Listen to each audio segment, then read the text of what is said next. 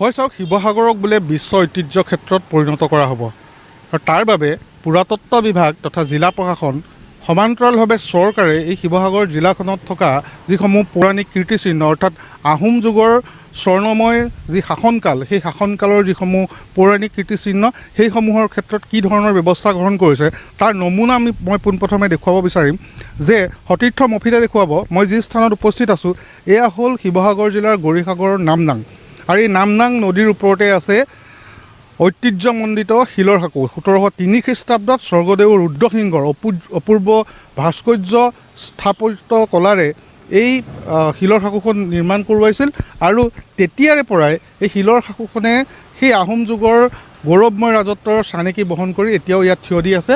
কিন্তু এই মুহূৰ্তত যি দৃশ্য দেখিছে যে শিলৰ সাঁকোখনৰ দাঁতিত এতিয়া জাবৰৰ দম বনৰীয়া হাবি জংঘলে আৱৰি ধৰিছে আৰু এইসমূহ পৰিষ্কাৰ কৰিবৰ কাৰণে কিন্তু পুৰাতত্ত্ব নামৰ যিটো সুৰূপা বিভাগ আছে কেন্দ্ৰ হওক বা ৰাজ্যৰ পুৰাতত্ত্ব বিভাগেই হওক তেওঁলোকৰ হাতত সময় নাই। এই যি শিলৰ সাঁকো এই শিলৰ সাঁকোখন আছে ৩৭ নং ৰাষ্ট্ৰীয় ঘাইপথৰ ওপৰত আৰু দৈনিক এই পথটোৱেদি হাজাৰখন বাহন এইফালে পাৰ হয় আৰু প্ৰথম বিশ্বযুদ্ধৰ পৰা দ্বিতীয় বিশ্বযুদ্ধ আৰু বৰ্তমান আধুনিক যুগলৈকে এই শিলৰ সাঁকোখনে কিন্তু বোজা বহন কৰি আহিছে। অথচ আজি পৰ্যন্ত এই শিলৰ সাঁকোখনক সৌন্দৰ্যবৰ্ধনেই হওক বা সংৰক্ষণেই হওক এই ক্ষেত্ৰত কিন্তু জিলা প্ৰশাসন পুৰাতত্ত্ব বিভাগ কোনোৱে আজিলৈকে মনোযোগ নিদিলে। মই এই মুহূৰ্তত যি দৃশ্য দেখুৱাইছোঁ চৰম লজ্জাজনক কথা যে শিৱসাগৰক বিশ্ব ঐতিহ্য ক্ষেত্ৰলৈ পৰিণত কৰা হ'ব। বাৰে বাৰে সেই কথা চৰকাৰে কৈ আহিছে, জিলা প্ৰশাসনে বিভিন্ন ধৰণৰ ব্যৱস্থা গ্ৰহণ কৰাৰ কথা কয়, পুৰাতত্ত্ব বিভাগে বিভিন্ন ধৰণৰ ব্যৱস্থা গ্ৰহণ কৰাৰ কথা কয়, কিন্তু এই মুহূৰ্তত এই জাবৰৰ দমটো দেখি বা সেই বনৰীয়া হাবি জংঘলবোৰ দেখি প্ৰতিজন অসমীয়া লোকে বুজি পাব যে প্ৰতিজন অসমীয়াৰ গৌৰৱৰ একমাত্ৰ থল এইসমূহ প্ৰাচীন কীৰ্তিচিহ্ন আৰু এই প্ৰাচীন কীৰ্তিচিহ্নসমূহৰ ক্ষেত্ৰত পুৰাতত্ত্ব বিভাগে কিন্তু এই ধৰণৰ লৰা ধেমালি কৰি আছে আৰু সমান্তৰালভাৱে শিলৰ সাঁকোখনৰ দাঁতিত অৰ্থাৎ নামদাং নৈৰ দাঁতিত বেদখল চলিছে। এই বেদখলৰ প্ৰতিও তেওঁলোকৰ কোনো মনোযোগ নাই। অন্য হাতেদি এই শিলৰ সাঁকোৰ দাঁতিত থকা জাবৰখিনিও তেওঁলোকৰ পৰিষ্কাৰ কৰিবলৈ কিন্তু সময় নাই।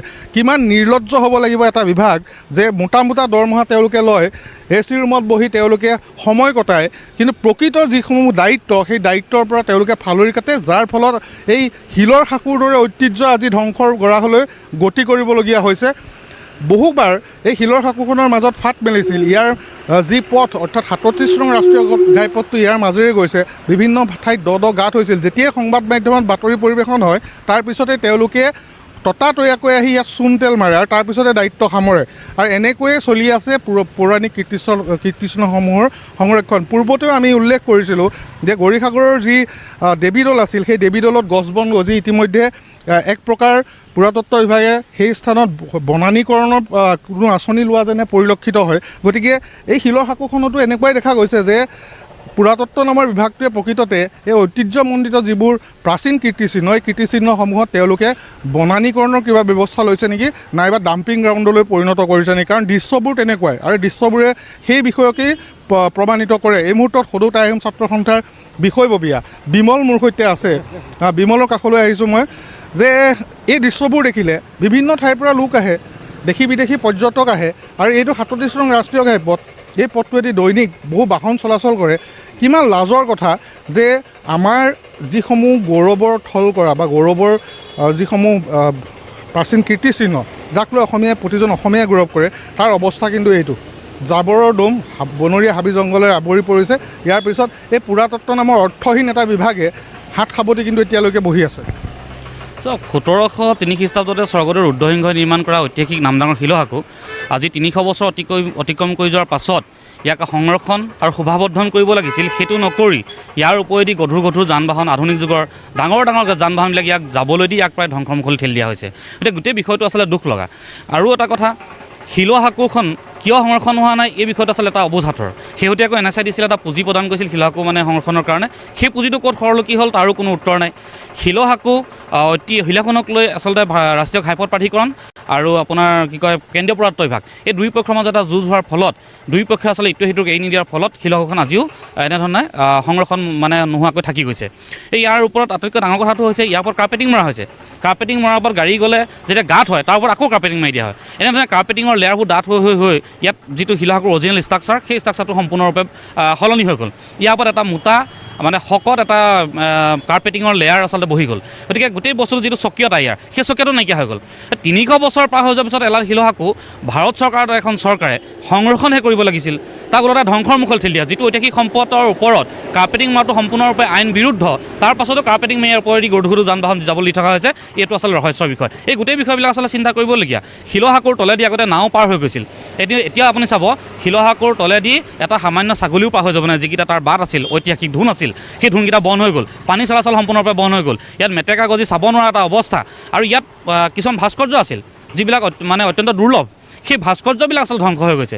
পানী আৰু মেটেকা আপোনাৰ জাবৰৰ দমৰ মাজত সোমাই, বোকাৰ মাজত সোমাই সেই ভাস্কৰ্যবিলাক আজি তাৰিখত লুপ্তপ্ৰায় অৱস্থালৈ গতি কৰিছে। কিন্তু তাৰ পাছতো পুৰাতত্ব বিভাগৰ কোনো ধৰণৰ গাত কথা নাই। গতিকে আমি অহা সপ্তাহত ইয়াৰ ওপৰত আমি এটা বিক্ষোভ কাৰ্যসূচী লোৱাৰ সিদ্ধান্ত গ্ৰহণ কৰিছোঁ। সদৌ টাইম ছাত্ৰ সন্থাই আমি এটা সময়সীমা তেখেতক বান্ধি দিম। আমি বহুতবাৰ দিলোঁ, বহুত স্মাৰক পত্ৰ দিলোঁ, কিন্তু কোনো ধৰণৰ সুফল পোৱা নাই।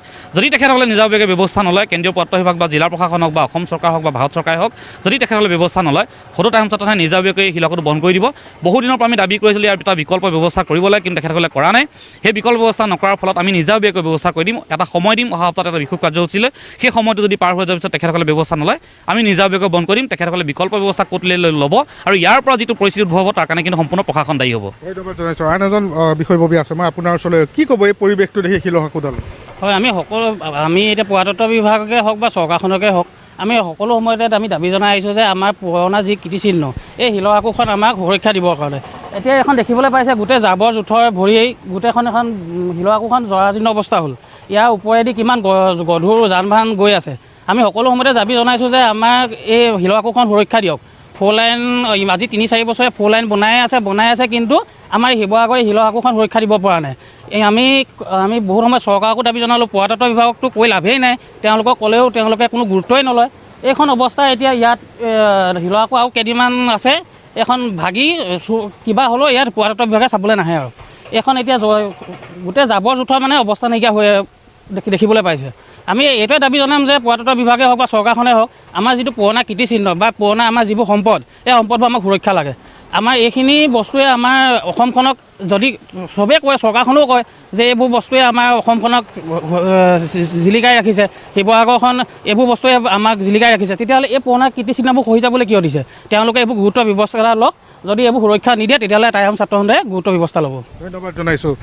প্ৰতিজন অসমীয়াৰ গৌৰৱৰ থল এই প্ৰাচীন কীৰ্তিচিহ্নসমূহত এতিয়া কিন্তু জাবৰ আৰু বনৰীয়া হাবি জংঘলৰ দম, আৰু ইয়াৰ পিছতো হাত সাপতি বহি আছে পুৰাতত্ব নামৰ বিভাগটো।